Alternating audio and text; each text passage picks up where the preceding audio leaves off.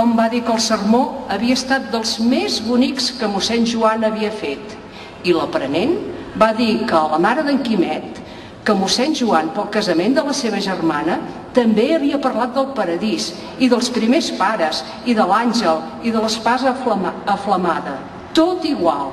Només eren diferents les flors, que en el casament de la seva germana havia dit que eren grogues i l'aigua dels rierols que havia dit que era blava al dematí i de color de rosa a la tarda. Es van fer unes fotografies amb en Quimet dret i jo asseguda, i amb en Quimet assegut i jo dreta, i tots dos asseguts mig girats d'esquena, i un altre amb tots dos asseguts i girats de cara, perquè no sembli que sempre estava amb una mà damunt d'una tauleta amb 3 peus a baix que ballava, i un altre amb tots dos asseguts en un banc al costat d'un arbre de tuli i de paper.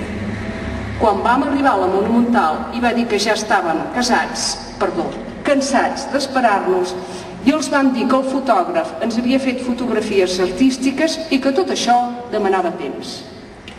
El cas va ser que ja no quedaven ni olives ni anxoves, i en Quimet va dir que tant se li en donava que ens posessin a dinar.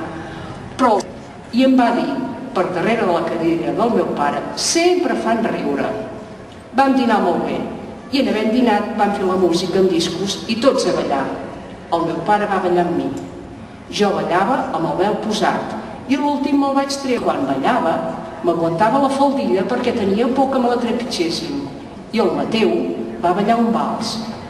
I en Mateu ballava bé, i em duia com una ploma, com si a la vida jo no hagués fet altra cosa que ballar, de tan bé que em portava. Les galtes em cremaven. Vaig ballar amb l'aprenent que no en sabia gaire, i en Quimet se'n reia per molestar-lo, però l'aprenent feia la seva sense escoltar-se'l. I a mig ball van entrar 4 senyors que dinaven en un saló al costat del nostre i van demanar si ens deixàvem ajuntar-se amb nosaltres. Tots eren vells. Tots aquells senyors em van felicitar i em van preguntar qui era el nuvi i li van regalar puros i tots van ballar amb mi. Vaig arrencar a córrer passadís enllà i en Quimet al meu darrere. Vaig entrar al nostre dormitori i fins allà em va seguir i em va tirar a terra i em va ficar sota del llit empenyent-m'hi pels peus i ell va saltar damunt del llit. Quan provava de sortir em picava el cap des de dalt. «Castigada!», cridava. I fos per la banda que fos que jo volgués sortir, plam, la mà al cap, «Castigada!». Aquesta broma, després, me la va fer moltes vegades, així que les va veure es va enfadar. «Què n'hem de fer d'aquestes xicres de xocolata?». Va arribar en Cintet en aquell moment i, sense dir com estan, ens va explicar que en Mateu tenia un amic que coneixia un senyor del carrer de Bertran i que aquell senyor volia restaurar tots els mobles de casa seva. Diu que hi vagis demà a la 1. La casa té 3 pisos. Et podràs refer del que vas gastar amb el casament, perquè aquest senyor té pressa i aquesta feina et farà fer hores extraordinàries.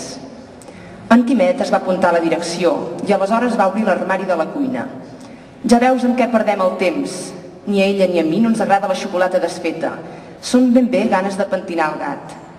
En Cintet va agafar una xicra rient i va fer veure que bevia i la va tornar a posar al costat de les altres.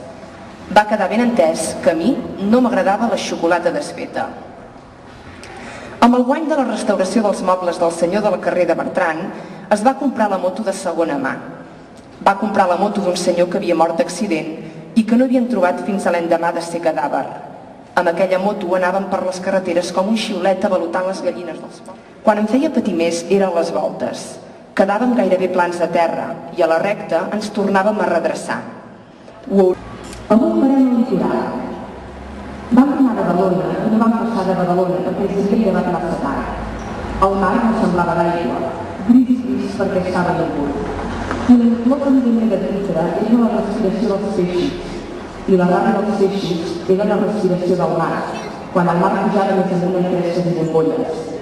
Mentre prenia cafè, com un punyal traïdor, altra vegada.